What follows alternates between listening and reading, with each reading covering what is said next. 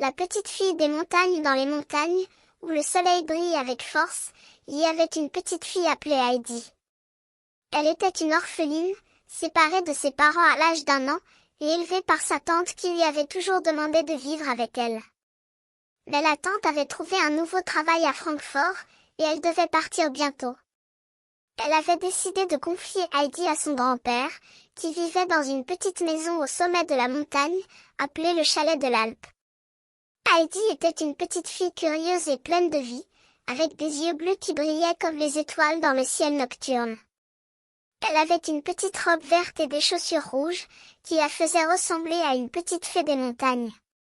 Elle aimait les chèvres, les fleuves et les montagnes, et elle rêvait de vivre dans la nature. La tante de Heidi, qui s'appelait Dete, était très inquiète de laisser Heidi seule avec son grand-père. Elle savait que l'oncle de l'Alpe était un homme rude et difficile, qui n'avait pas beaucoup d'amis dans le village.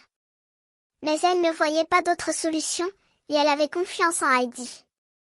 Heidi et son grand-père, qui s'appelait Peter, arrivèrent à la maison de l'oncle de l'Alpe, qui était située dans une petite vallée, entourée de montagnes. L'oncle de l'Alpe était un homme gros et blond, qui portait une grande barbe et des lunettes. Il avait une petite maisonnette, avec un jardin où il cultivait des légumes et des fleurs.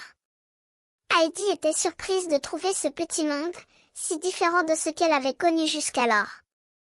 Elle regarda les chèvres, qui paissaient dans le jardin, et elle vit une petite chèvre blanche, qui s'appelait Blanchette. Elle sourit, car elle aimait les animaux. L'oncle de l'Alpe regarda Heidi avec des yeux sévères, et il dit, « Qu'est-ce que tu fais ici ?» Heidi répondit, « Je suis venue habiter avec toi, grand-père. » L'oncle de l'Alpe hocha la tête, et il dit, « Je ne suis pas sûr de vouloir te garder. Je suis un homme rude, et je ne suis pas fait pour s'occuper d'une petite fille. » Heidi regarda son grand-père avec des yeux pleins d'émotion, et elle dit, « Je suis venue pour toi, grand-père.